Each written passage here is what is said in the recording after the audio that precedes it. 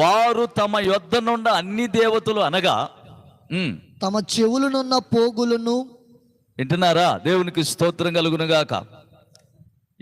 ఇంకా యాకోబునకు అప్పగింపగా యాకోబు షెకెము దగ్గరనున్న దేవుని యొక్క తీసి పారవేయాలి. ఈ ఉండకూడదు మనకి.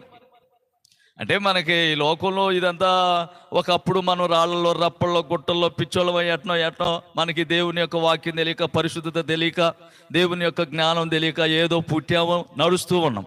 వారికి అదే పద్ధతిలో ఉండకూడదు. పద్ధతి మారుస్తూ ఉండాలి. దేవునికి స్తోత్రం కలుగును కాక.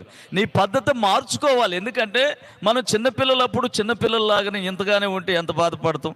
అలా పెంచిండు దేవుడు, అలా పెంచిండు. దాన్ని బట్టి మళ్ళీ జ్ఞానం ఇచ్చిండు. అన్ని విధాలుగా దేవుడు మనల్ని ప్రేమిస్తుండు. అప్పుడు మనం ఏం చేయాలి?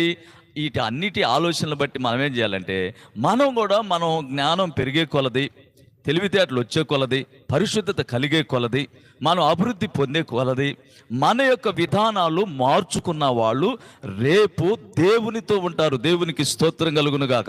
వారి గురించి రిఫరెన్స్లోనే మీకు చూపిస్తాను. దేవునికి స్తోత్రం కలుగును. చూడండి, యెహోషువ 7వ అధ్యాయము 13వ వచనాన్ని కూడా చదువుకున్న తర్వాత మీకు కొన్ని విషయాలు ఇంకా త్వరగా. దేవునికి స్తోత్రం. నీవు లేచి జనులను పరిశుద్ధపరిచి వారితో ఇలాగ చెప్పుము, రేపటికి మిమ్మల్ని మీరు పరిశుద్ధపరుచుకొనిడని యెహోషువ చెప్తున్నాడు. ఈయన కూడా దేవుని సేవకుడు. ఇశ్రాయేలు దేవుడిని యెహోవా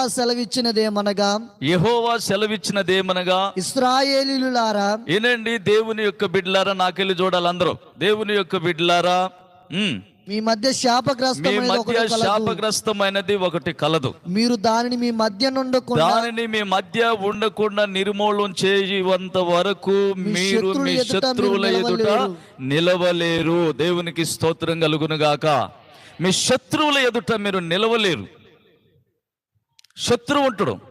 ప్రతి విషయంలో కూడా నిన్ను వంకబెట్టి శత్రువుని ఎదుటే పెట్టిండు దేవుడు. దేవునికి స్తోత్రం కలుగును గాక.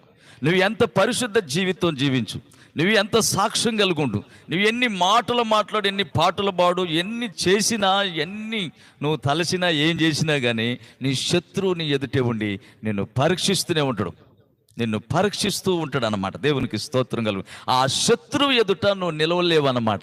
ఆ శత్రువు ఎదుట నువ్వు నిలవాలంటే దేవుని యొక్క ఆత్మ చెప్పు సంగతులను చెవియొగ్గి విని ఆ ప్రకారంగా మనం ఉండాలి. కనుక చూడండి, లేవియా కాండం